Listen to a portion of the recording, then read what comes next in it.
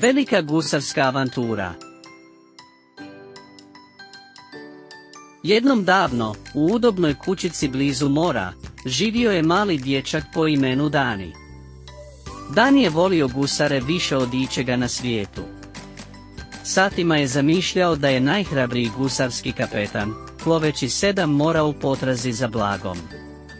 Svake noći, zatvarao bi oči i poželio pravu gusarsku avanturu. Jednog sunčanog jutra, Dani se probudio i pronašao gusarski brod usidren ispred svoje kuće. Trljao je oči u nevjerici, ali brod je bio stvaran.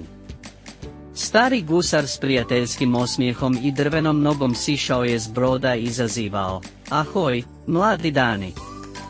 Jeste li spremni za avanturu?" Bez imalo oklijevanja, Dani je skočio iz kreveta, zgrabio svoj mač i igračku i potrčao prema brodu.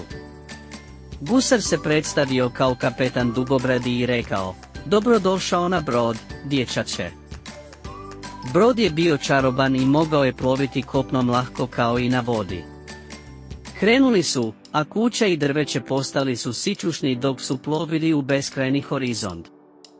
Suočili su se s mnogim izazovima, divovskom hobotnicom svijetlećih očiju, žestokom olujom koja je bacila brod poput igračke i tajanstvenim otokom na kojem je blago zakopano. Dani je svojom hrabrošću i brzim razmišljanjem pomogao kapetanu Dugobradom da prevlada svaki od njih. Dok su iskopavali škrinju s blagom pod mjesečevim svjetlom, kapetan Dugobradi naučio je Danija pjesmu koju gusari pjevaju kad pronađu svoje blago. Dani je učio brzo, pa su uskoro pjevali skupa: "Johoho, pod mjesečinom, kopamo i blago tražimo. Johoho, brzo kopamo. Oh, radosti, blago je naše prijateljstvo." Njihova avantura došla je do kraja kada je prvo svjetlo zore dotaklo nebo. Dani se našao u svom krevetu, gusarskog broda nigdje nije bilo. Pitao se je li sve to bio samo san.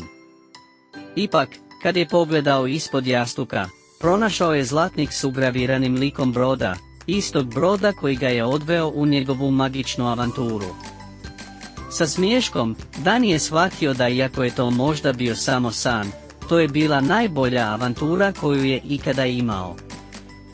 Ugurao je novčić ispod jastuka, zatvorio oči i nježno pjevušio gusarsku pjesmu dok ponovno nije zaspao, sanjajući o novim avanturama.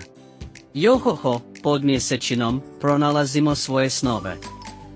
U srcima koja poznajemo. Kraj.